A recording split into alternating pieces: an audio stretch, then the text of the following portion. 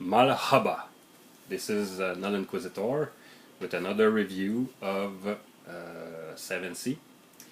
This will be about nation number 9, Crescent Empire. As you can see on the cover of the book doesn't seem to be in the Nations of Théah series, but it is a nation, and it's the ninth book. So bear with me. So this special book is about the Empire of the Crescent Moon, which is known by the name Crescent Empire, and its people are known as the Crescent.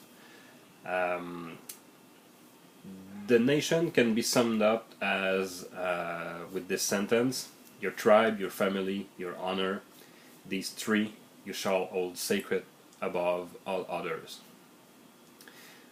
This nation corresponds to the Middle East and the cradle of humanity, Africa. It's really Arabic in theme, and it has a feel very much. It has a feel like the stories of 1001 Nights, that kind of thing. It's a civilization that was born out of the nomadic tribes that are still found in the empire. There is 6 of them, and it has an history that is as long or as old as Théah itself.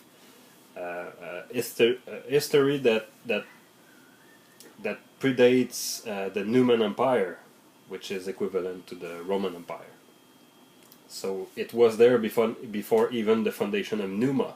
So it's really an old civilization, and it's quite fascinating to add to any game in 7C.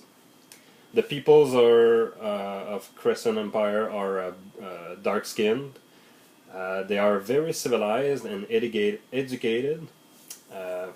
But their ways could seem very different or strange than any other Thean. So conflicts is bound to happen just because of the culture shock between two cultures. But they are really like normal people with different beliefs and different way of life. The tribes. The tribes in Crescent Empire, there is 6 of them.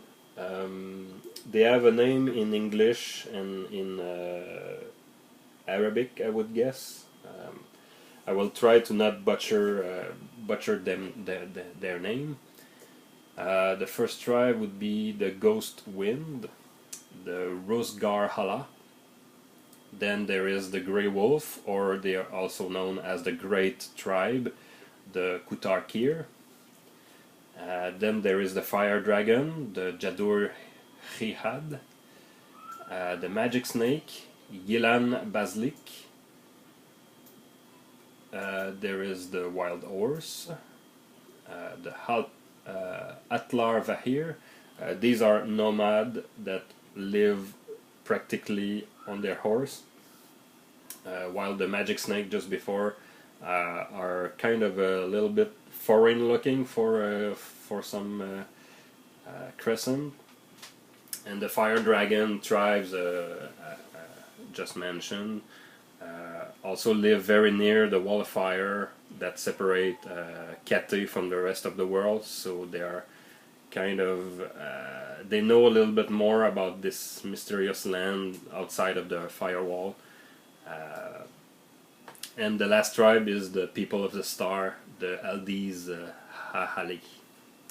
So the setting is about as Arabic as you can be without being real life Middle East. The culture is pretty much the same in all the empire, with some variant and things that are specifics to each tribe. it's a no alcohol culture, but their favorite drink is called caf or café, and it really is coffee, just that. Um, some people of the Fire Dragon tribe even made some contact with the Kate, and the Kate doesn't seem to appreciate the strong flavor of and the health benefit of cafe, but they have their own beverage called chai. So you can see here tea versus coffee. Uh, the art of the Crescent Empire, like painting, sculpture, and things like that, are very elegant and elaborate. They have a strong culture of literature that is vast and rich, and that dates back before Numa. So you have things that were invented in Crescent that is still not in the Théah books, like maybe some advanced mathematics or something like that, like in real life. Also, a very good skill a person can have in Crescent is the skill of storytelling. You could be charged with some crime, and just before just before you received your punishment, or I don't know, I'm searching for a word. Just before going to jail or whatever, if you can tell a good joke, or if you can tell a good story, maybe the charge against you will be lesser, or maybe just forgotten. So a character that comes from another country, another nation of Théah, maybe this character could have lots of story to tell if he knew the native language. So storytelling is an important skill in this nation. Maybe because the people are so nomadic in the oral tradition of telling story and transferring knowledge is maybe very important in that regard. There is also dancing that is very important. It seems to be the purview of women, so dancing is not very done by male unless they are a performer. There is also a game, a very famous game called Ajedrez, that is strangely resembling the chess, the chess game. The women in Crescent have kind of a specific role in the culture, and it depends largely on where she lives. She can be the object of power, adoration, or she can be property. Yeah, I know it's a bad thing, but in this culture, this is the way.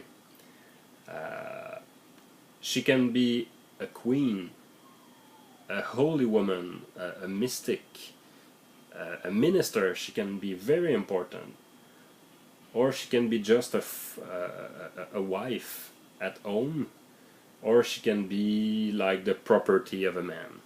Like oftentimes in the stories, it will be a rich sultan and or a rich merchant. You see, I think in their mind, owning a woman for the one who will do it in the Crescent Empire, maybe it's something like to show off some wealth, or maybe protect the woman if they're really poor, and this rich guy just buy them and give large sum of money to their family. Maybe they save their life. So you can romanticize this notion of slavery or not, depending on your game. But women can have a very different role in Crescent Empire, and you can you can choose to overlook this, or you can take it and do something with it.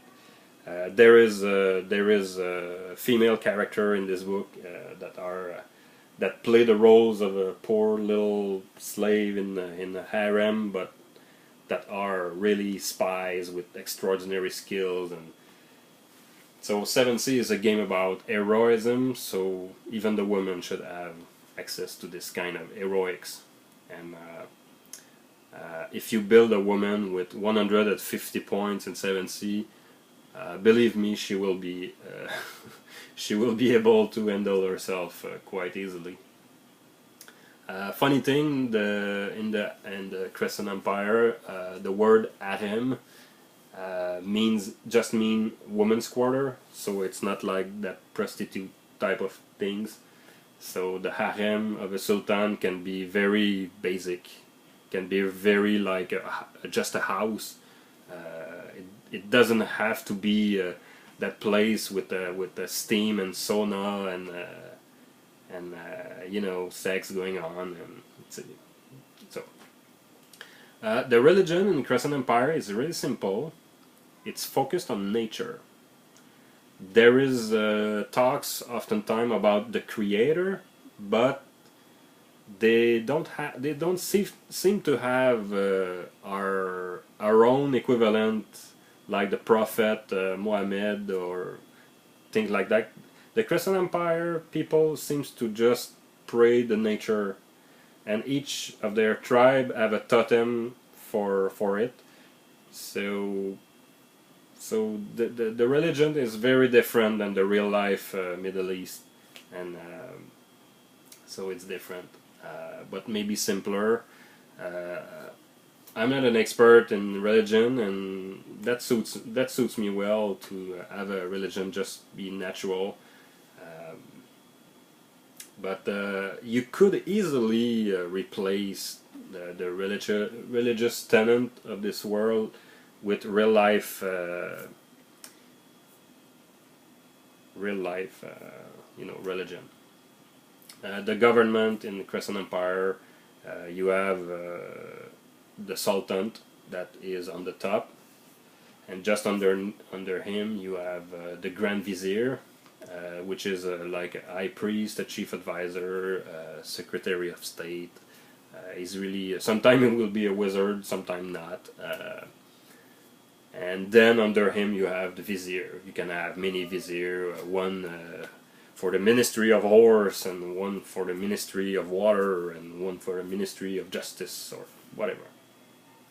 And you have this structure in every city in the Crescent Empire. So the culture is pretty much the same all around the Crescent Empire.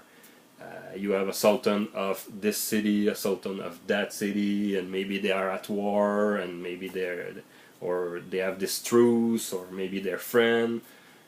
So you can pretty much paint your Crescent Empire like you want.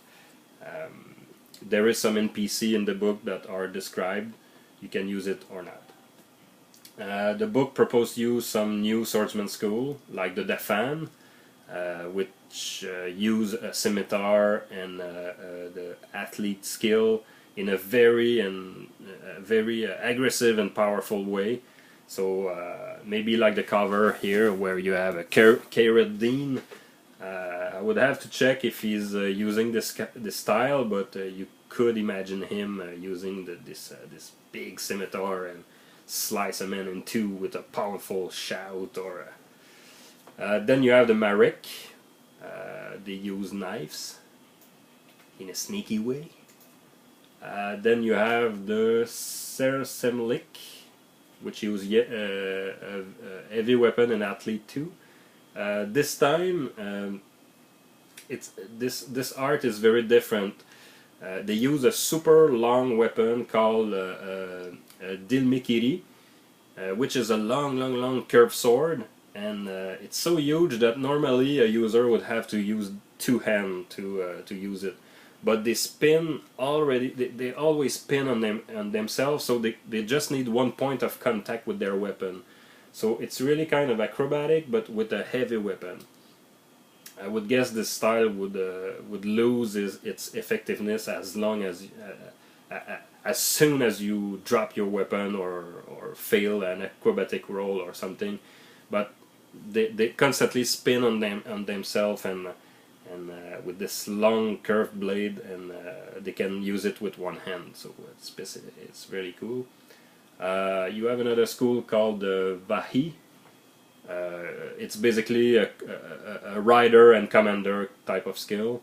And the last one, my favorite, the Yahel, which is fencing combined with performing art. So you're like a clown, you're folding around, you're spinning, you're doing backflips, and you slice people off. There is new kinds of sorcery in the Crescent Empire. Since the other type of magic in 7th Sea, maybe I've talked about it, is about this deal that was done with the infernal creature, and several type of magic are really bad, if I can use the word. The exception to this would be the glamour magic and the rune magic of the Vestan. In the Crescent Empire, their type of sorcery is also not from this bargain with the bargainers. So they have a fully developed style of sorcery called the Dumankir. Basically, this type of sorcery is about fighting like a wolf. So it's about summoning the spirit of the wolf and use it straight to your advantage. You can also call a mist, you can use claws. You cannot change into a wolf like the Hosuran Piriem, but you can use the totemic power of the wolf. Then there is all sorts of type of sorcery, but they are not like sorcery school. They're like an advantage. So you pay a large amount of point, 20 point, 10 point, 5 point, to just have this magical knack, and it's pretty much it. There is the Rimal, the manipulating of sand, the Rusgar Canley, which is kind of a seer or a fortune teller. Then you have the Sharkisi. The Sharkisi are tonal chanter or singer. They can repel supernatural creature with their songs. Then you have the Sulimag. They are water finder, and they can summon storm sometime. Really useful in a desert setting. Then you have the Takim Haldiz, the astrologer. Maybe two last thing about the setting. This is going to be a long one, I'm sorry. The destiny spread in Crescent Empire is not there, is not present. The Crescent believe in the sky, believe in the nature, believe in the stars. So their arcana and virtue and hubris is designed around the zodiac signs. So in this book, exception, you don't have the past, present, future, virtue, and hubris. You just pick one zodiac sign. It costs you 2 points, and that's it. You don't have anything else. So this may be a little simpler than the other book, or poorly done, if you will. So they could have had some system about I don't know, just looking on the astrology entry on Wikipedia. They could have worked a system of ascending sign, rising sign, aspect, house, to make up for the absence of past, present, and future that we have in other nation books. But it's simpler than that. So in that regard, this book is a little bit poor. They could have done some kind of random zodiac generation. You can do this, but you have to do it yourself. In conclusion, I've had a few Crescent PCs in my games. and some before even the publishing of this book. So this is a fascinating nation to add to your campaign, and it can be a whole campaign in itself. You could play several campaigns in Crescent Empire. The fact that you have desert to explore, Sirnet ruins to explore, it can easily lead to a campaign of dungeon crawl and exploration.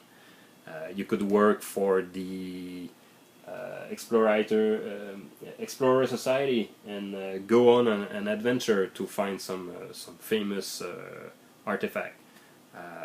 Or you could go full on with a type of campaign that resolve around the 1001 Night by Scheherazade, Aladdin, Alibaba, and my favorite, Sinbad the Sailor. If you want to play an exotic character in 7th Sea, or if you want to design a very different 7th Sea campaign, this is the book for you. Thanks for watching.